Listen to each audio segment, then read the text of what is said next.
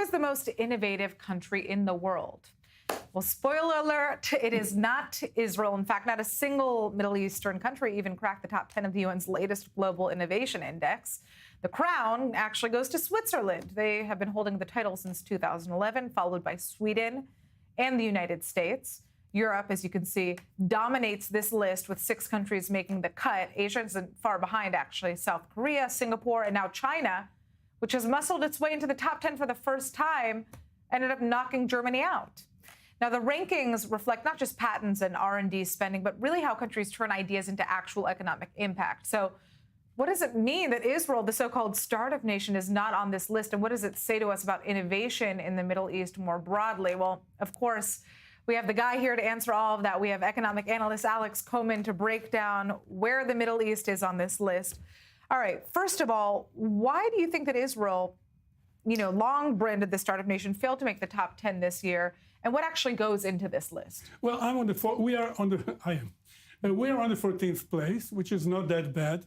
But as I grow older, I take these lists less seriously. Mm-hmm. You can see these lists for universities and things of the sort. Mm-hmm. When you think about innovation, it's a very broad area, from pharmaceuticals all the way to movies, entertainment, etc. Right. And Israel we have a concept which is called a cluster. A cluster means that you have all the professions that are required to innovate. So if you have an idea, and I may be a banker who can raise money, and somebody here can do marketing in Europe or the US. So we need to be a multidisciplinary force. And in Israel, I think we have several clusters. Cyber is one example. I cannot imagine another country that is above Israel in terms of cyber. I'm not talking about rogue countries that use cyber to steal billions of dollars. I'm talking about countries that defend it.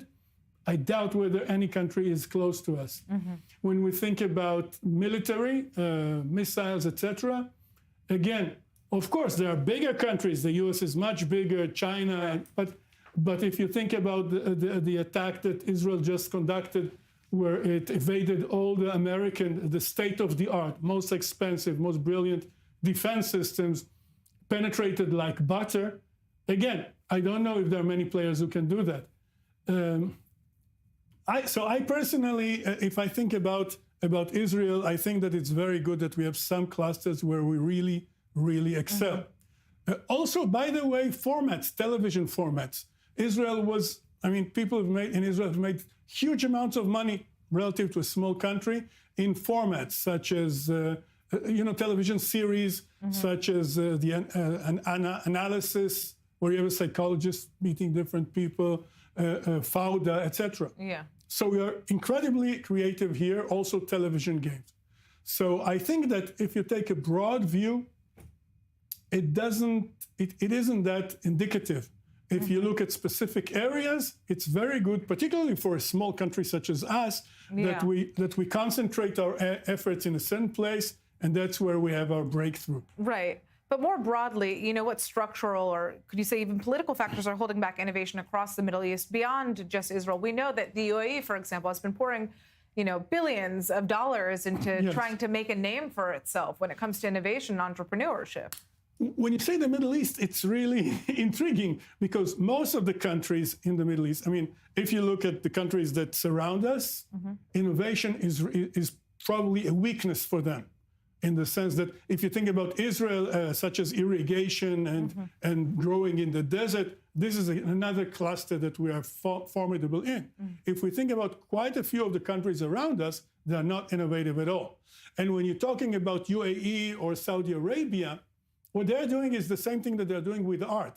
They're spending their infinite resources to buy external minds and brains and bring them over to think tanks located in the Middle East. Right. So I do not like this model of a very rich country saying, okay, I'm going to buy this art, I'm going to buy the World Wrestling Entertainment so that they do it here, because it's not something that comes from within. It's not homegrown. Yes, and I do not see it hit roots in those countries.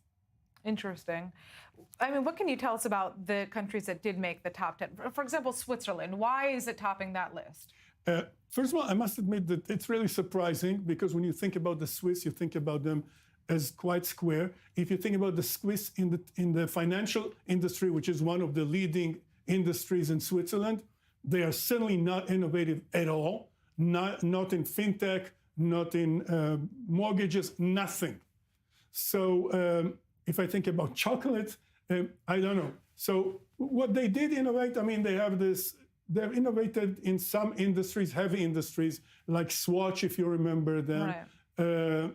And on cloud, that's another big thing that they have. I'm really surprised, but they're very good at heavy industries and very, very precise, accurate industries.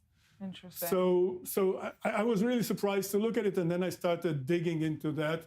I guess that they're very good at precise industries, also in health related.